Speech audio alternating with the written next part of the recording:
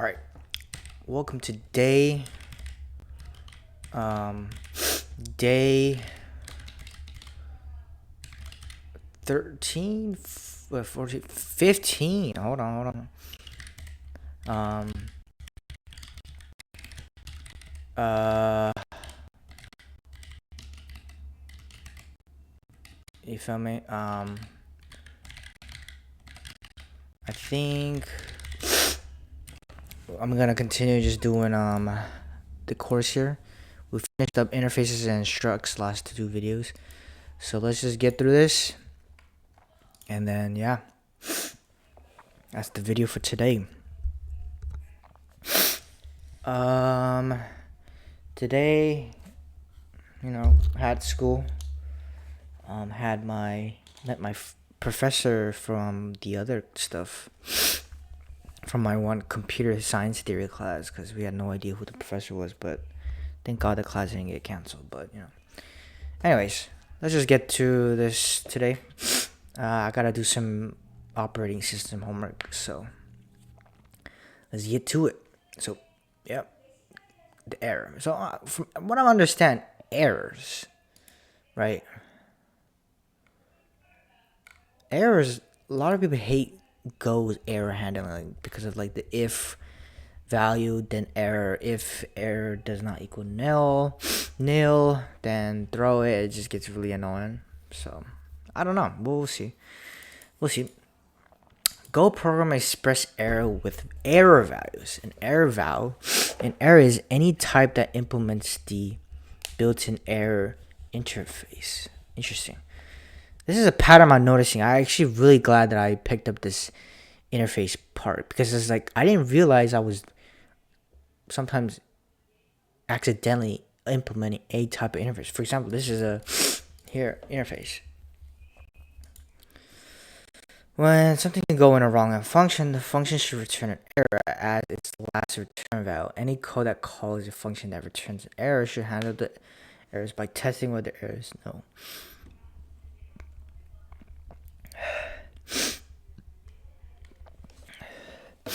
Let's look at the string conversion. The atoy function uses this pattern. The function signature of this is it takes a string, it returns an integer or an error. It means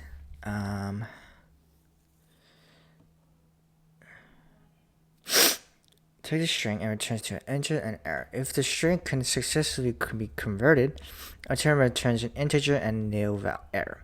If the conversion fails, it returns 0 and a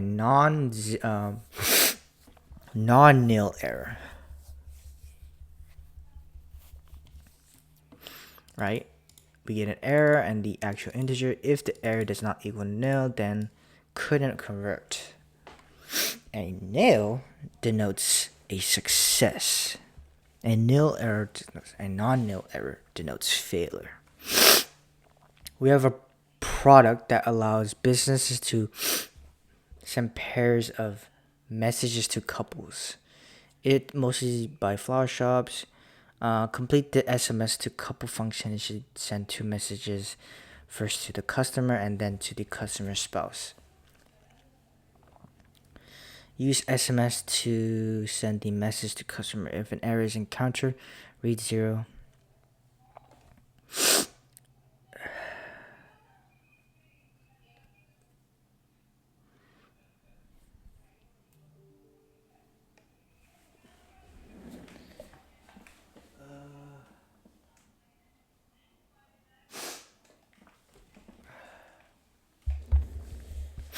Alright, so use send SMS to send a message to customers.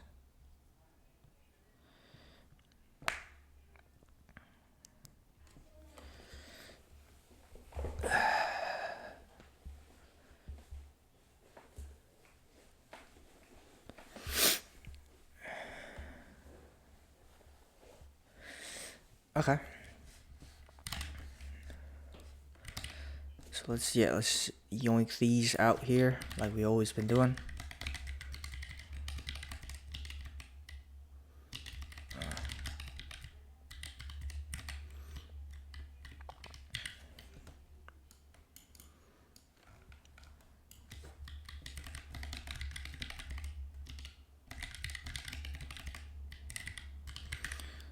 So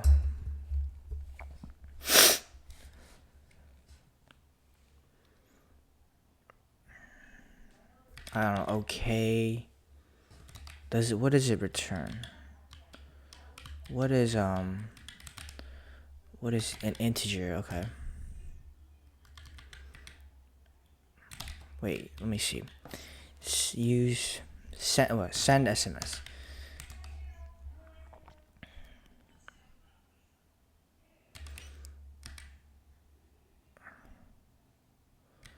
I don't really have anything used for it, but there could be an error. And send SMS message to customer if error does not equal nil.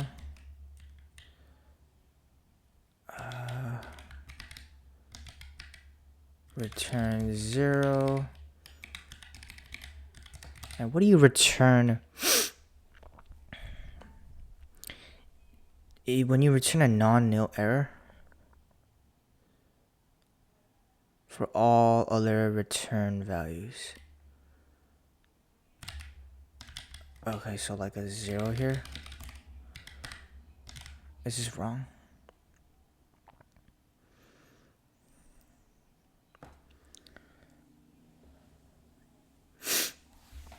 Cannot use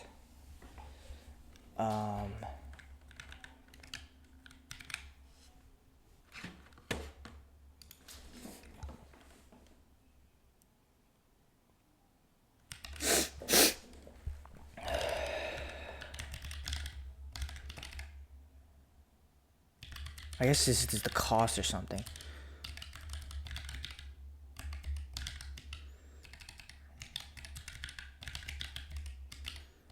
What do I return if I want to return an error? When you return a non-nil error, it's conventional to return the 0 values of all other return values. What is the 0 values? Is that like this? So is this like...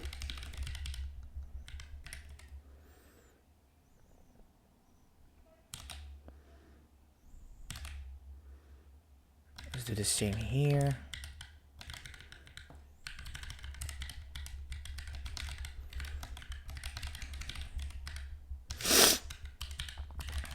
Message to spouse.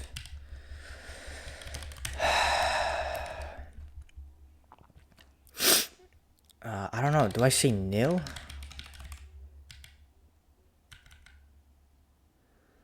I gotta change this.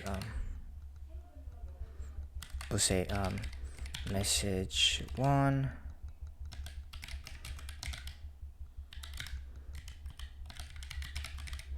Message. It should be 1 here.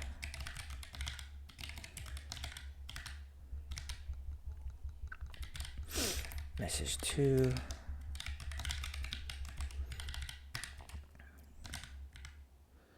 And then return message 1 plus message 2 and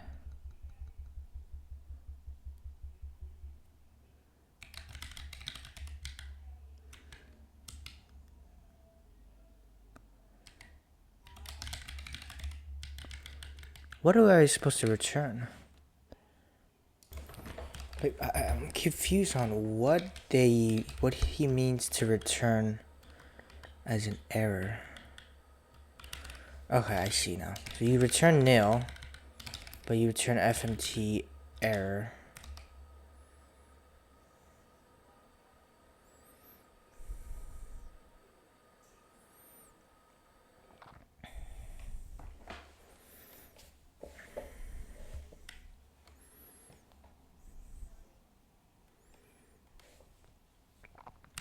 Okay.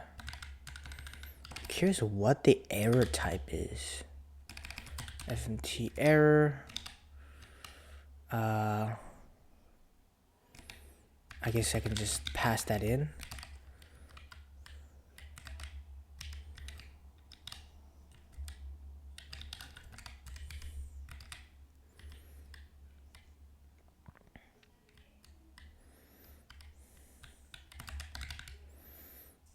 Let's look up how to handle errors, how to return errors, and go.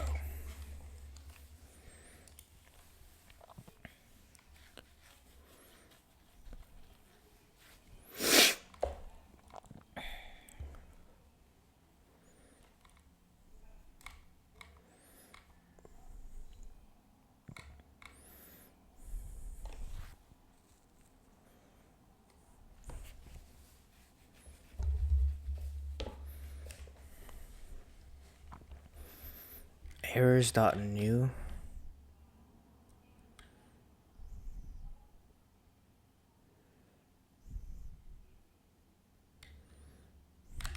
Can I just say like print or like sprint to F?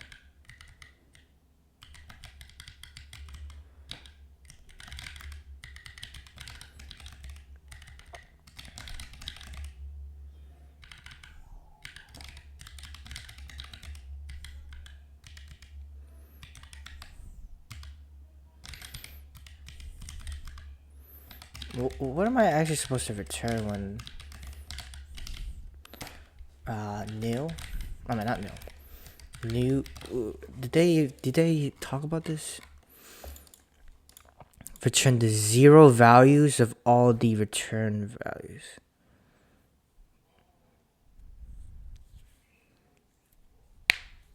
And non-nil error and go.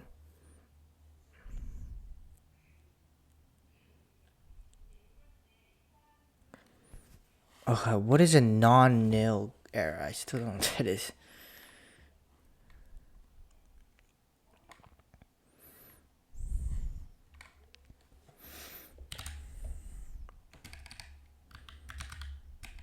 Okay, I'm gonna just do FMT error. What is the I don't know, value?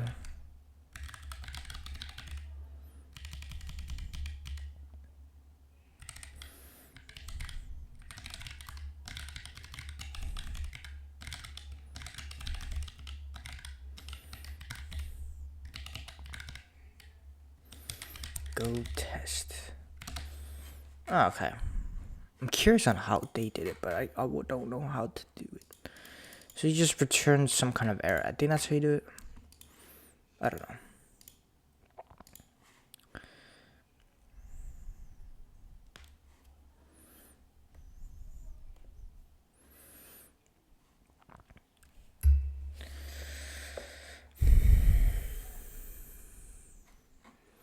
V.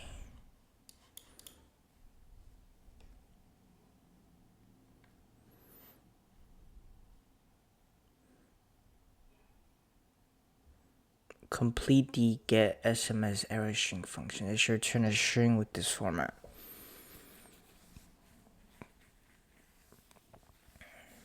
Okay.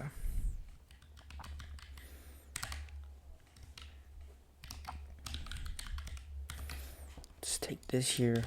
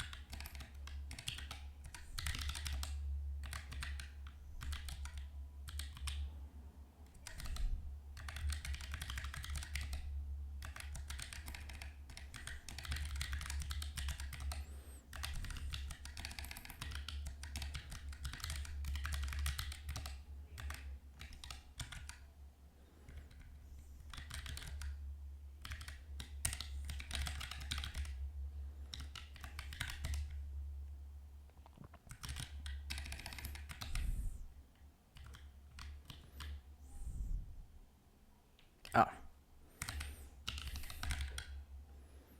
Um.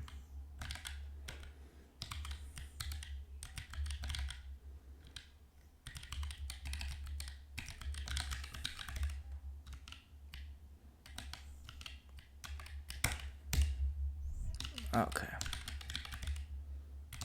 Anything else? Oh.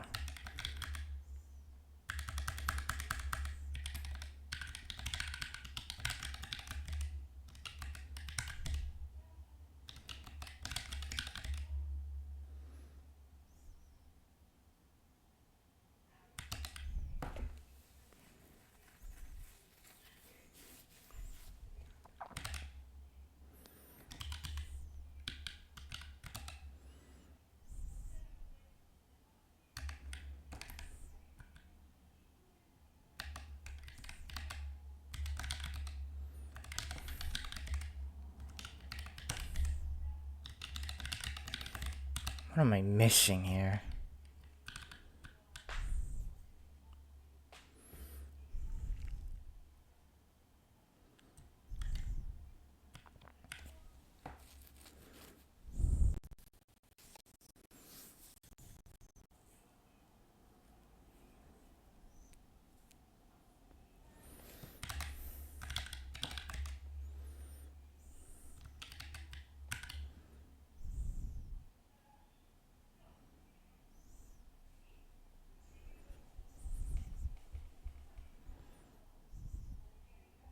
Oh my god.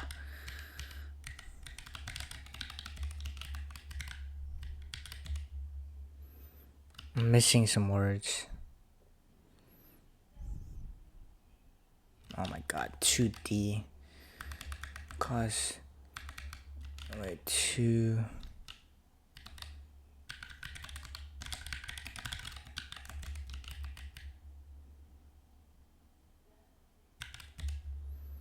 There you go.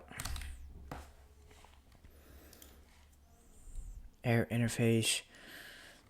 Because errors are just interfaces, you could build your own custom types to implement the error interface.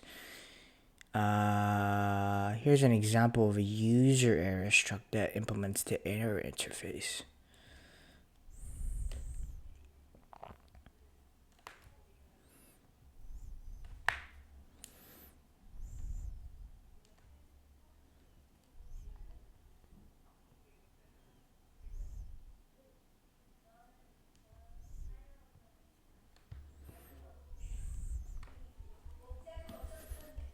Our users frequently try to run a custom analytic query on their message delivery images and end up with a bad query that tries to divide a number by 0. It becomes such a pattern that we need to make a new type of error for the division by 0. Update the code so the divide error implements the error interface.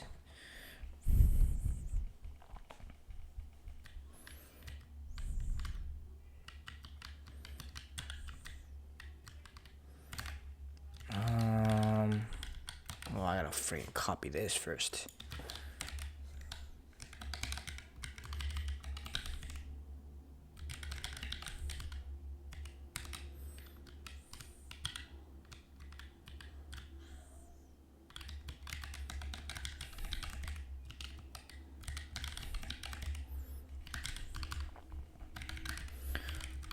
Let's implement the divide error of the error. It returns an error.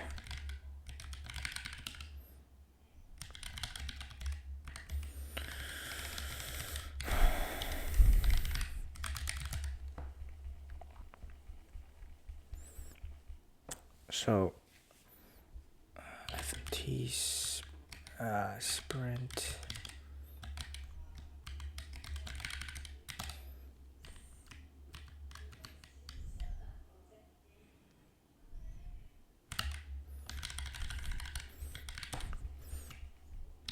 cannot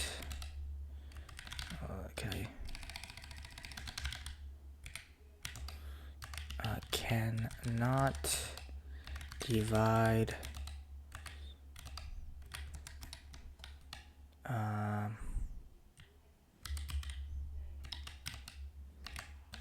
by 0. D dot the dividend. I think this returns a string though.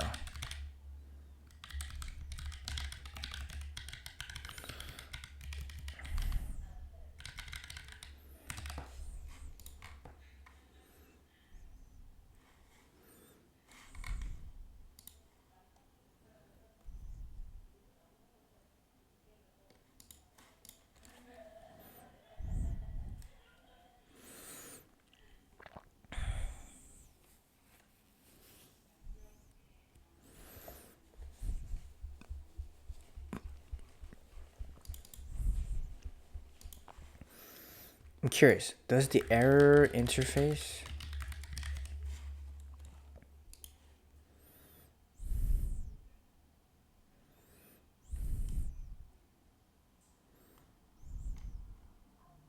Yeah, okay, I just was wrong.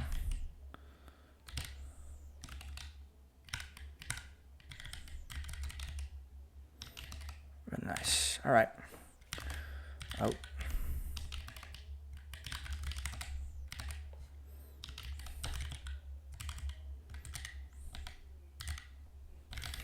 You know, I plan to write. I plan to maybe very soon rewrite my NeoVim config.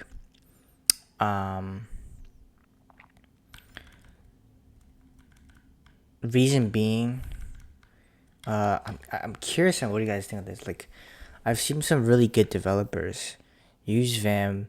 They most of them like the kind of obviously they understand their editor well, which I want to do as well. I want to be able to build it and really understand my editor to the extent like I understand like probably the majority of the basics, but what I really want to kind of experiment is the LSP, to get rid of the LSP usage.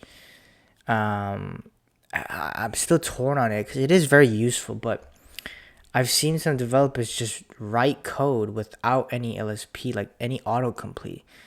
Maybe I'm wrong in terms of they don't have LSP per se, but they don't have that autocomplete thing, and it supposedly helps them focus writing the code, because it makes them very more intentional what they type, and you know, sometimes when I'm typing the pop up does get a little distracting, and then I kind of lose my train of thought of what I was typing, right? I don't know. Maybe I should experiment with that. It's like a one step back from like the Copilot, right? I had Copilot like a few years ago, not a few years, maybe like when I was like a freshman. I used it for a bit, but I've definitely realized it was stunting my development journey and stuff. So I got rid of it. I'm curious on if it would do the same effect with the LSP. Now, obviously, what I would miss is probably the GD stuff like this, the LSP. Maybe I'll use LSP just for that only, or maybe there's a better way to go to definition. I don't know if that's an LSP specific thing. I mean, it probably is because it's a language thing, like stuff like this. But this is how, like, I'm curious on what you guys think of that. It definitely will be a get sometime used to, but like I've seen some developers that are really good kind of go away with the autocomplete and have it bare bones, just not something to one less thing to maintain. Of course, I want to use as minimal plugins as I can, to decrease the chances of something breaking, of course. But there's some plugins that I really need. Is, for example, probably the Tmux Navigator. I really like Telescope. I really like Harpoon. And other than that, some other the stuff that I probably like is mainly probably the package manager, the package manager, which is the LazyVim. Even then, I could do away with that, but I think LazyVim is really nice. I'm not sure. I might consider it. It's on my mind for now. Do it on my to-do list, but let's keep going. Ooh, right. The way JavaScript handles errors is really dumb. Let's talk about how the Go programming language handles errors, and I'll contrast that with JavaScript, and hopefully by the end have convinced you that the way Go handles errors is much better than the way JavaScript does it. Really quickly, let's review how JavaScript handles errors, and the way JavaScript handles errors is very similar to Python or Java. It uses a try-catch paradigm, and let's contrast that with how Go handles errors in its sort of unique way. Let's pretend that we have a function called getUser. And we'll start with JavaScript. So we have a function called getUser. Whoa. And it returns a user. So we'll do const user equals getUser. And we have to wrap the getUser function, the call to the getUser function, in a try block because we know that the getUser function can throw because let's just say, for example, maybe the user doesn't exist. Okay, cool. So if something goes wrong, we add a catch block, and if this function throws, execution will stop. We'll enter the catch block and do whatever's in here. For now, we can just console.log the error. Now let's take a look at what this function looks like in Go. We do something like this. We do user error equals get user.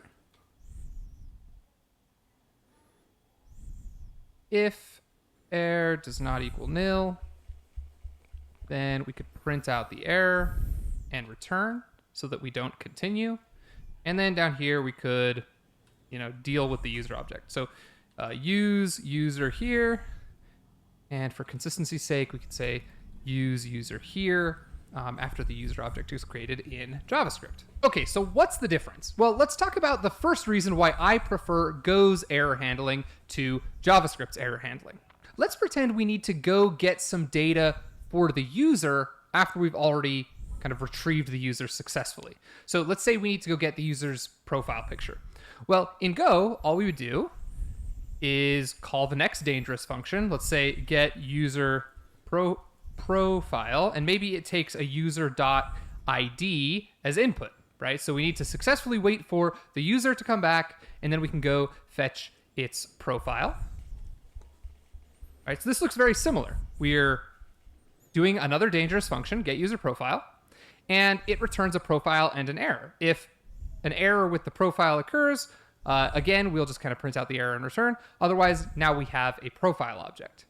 Okay, what would we do in JavaScript? Well, in JavaScript, we can't just take this try-catch and paste it down here and update some stuff. This will not work. If we do get user profile, user.id profile, the problem with this code is that user is only available within this try block. It's scoped to the try block, right? So this user object here will be undefined. So the normal thing to do in JavaScript would just be to take this line here and inject it within the try block, the original try block, right? So now I'm doing my second dangerous function after I do my first dangerous function. The reason I don't like this is that the logic for handling the errors is now all in one place.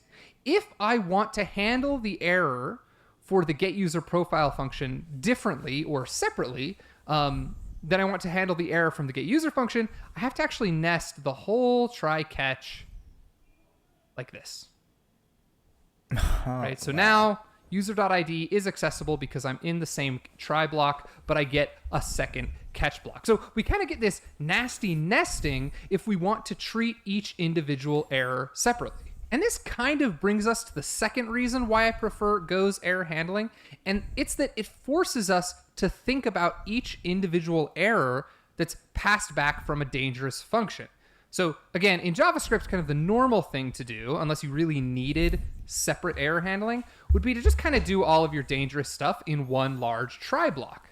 The problem with this, in my opinion, is that it doesn't encourage me to remember which of these functions is dangerous in the first place. For example, maybe this is a safe function, and this is a dangerous function that can potentially throw an error, but looking at this code from kind of a calling perspective, I don't really know that that's the case. Whereas in Go, because a function returns kind of the valid data and the error with every function call, I know for a fact that the getUserProfile function can throw an error because it returns an error value. This will probably make more sense if I actually write out some of these functions. So in JavaScript, the getUser function might look just like this. Function getUser. We could say do some getUser logic here. And then maybe it returns, a user. Looking at the function signature, all I can tell in JavaScript is that this function takes no arguments. And the only way for me to know what it returns is to go find that return statement and see, oh, okay, it returns a user. However, in Go, I actually get two super helpful things in the function signature. And remember, the function signature is just kind of that first line of a function definition. So in Go, if I were to write the function definition for the getUser function, it would be something like this. Func getUser doesn't take any inputs, but it returns let's say a user struct and an error.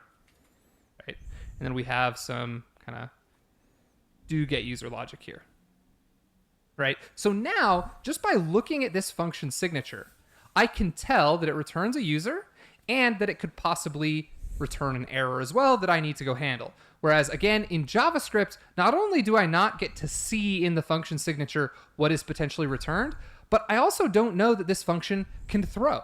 I have to kind of go digging deeper into the function definition to see if there's potentially something dangerous going on in the meat of the function.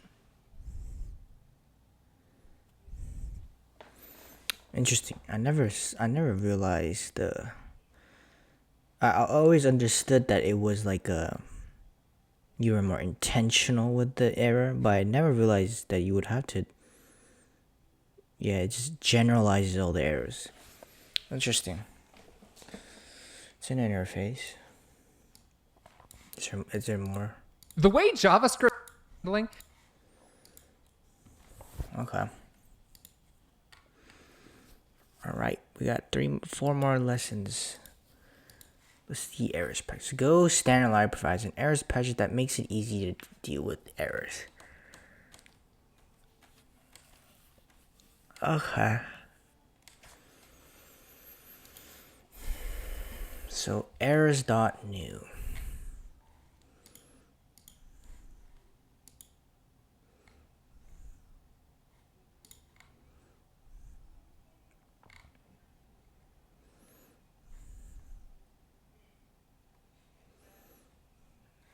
So as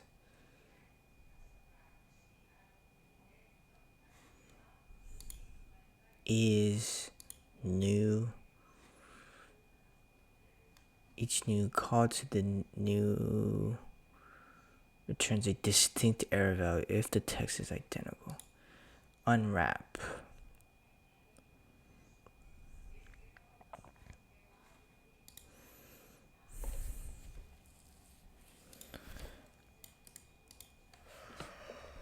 Alright. Let's get it over here.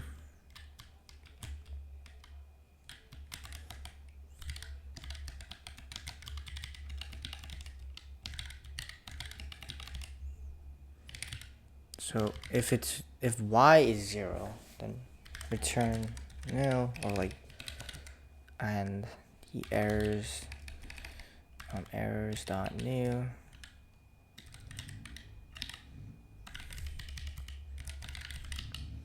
What should I say?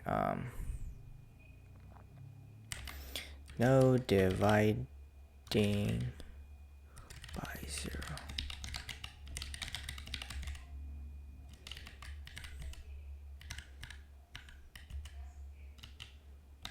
Oh, I failed 2. Oh.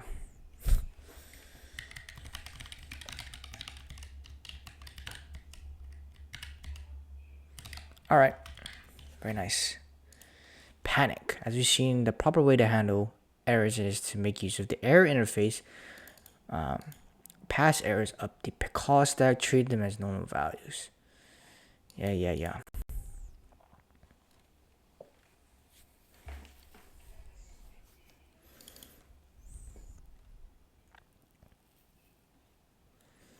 There's no way to deal with. When a function panics, The program crashes and prints a stack trace. As a general, don't use panic. The panic function yeets out of the current function, calls up the stack until it reaches a defer, a recover. If no function recovers, the go routine often entires the program, crashing the entire program.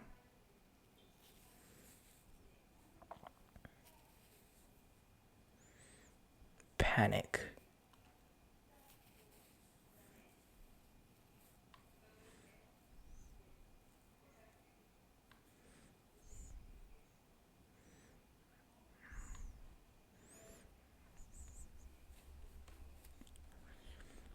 I do a logged out fatal to print a message and exit the program.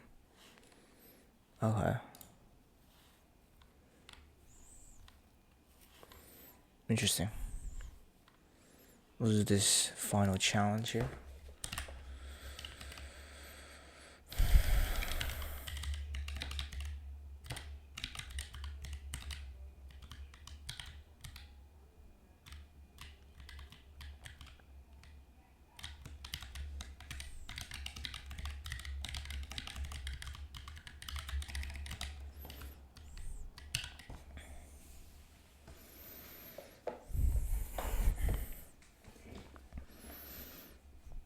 It should return an error when the status updates violates any of the two rules.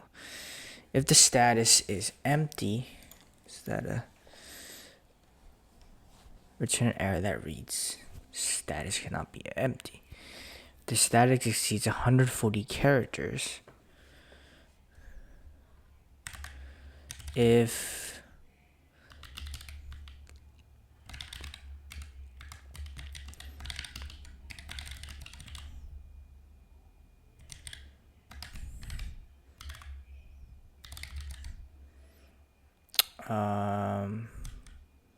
errors.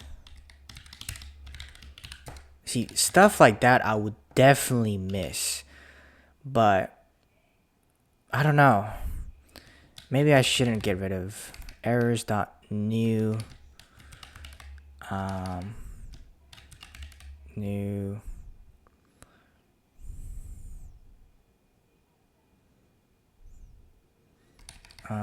new what was it? Yeah, new.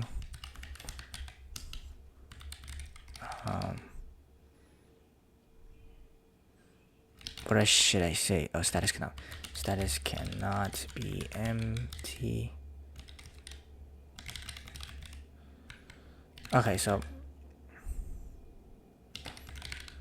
let's extend the length of this. Return.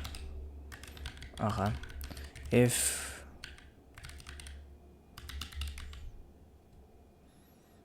I should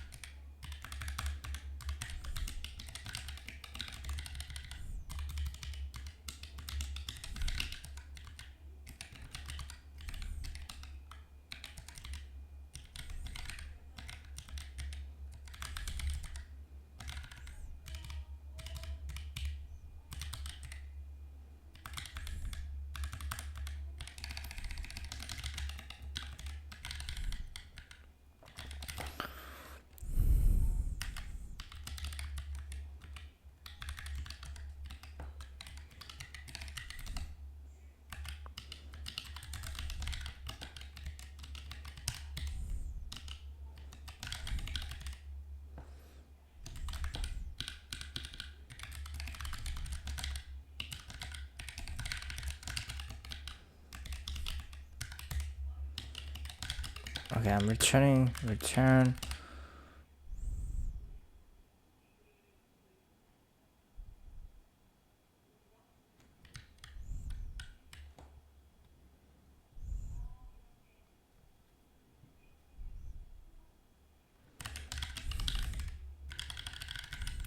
Well, what if it's none of these?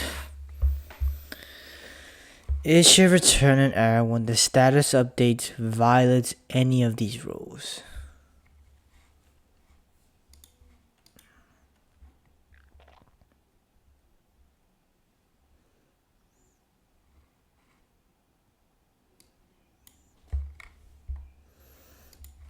Return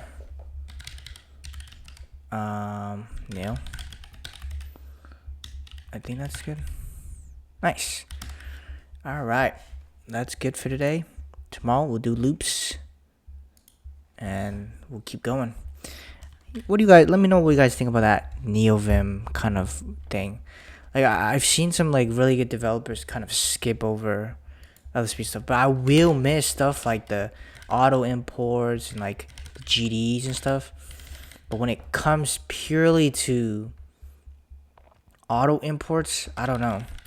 It's interesting. I gotta see it. I gotta really understand the reason why they do it. Like, I understand the focus aspect, but what else do they not consider and stuff. But either way, I'll see you guys for tomorrow's video. Thanks for watching.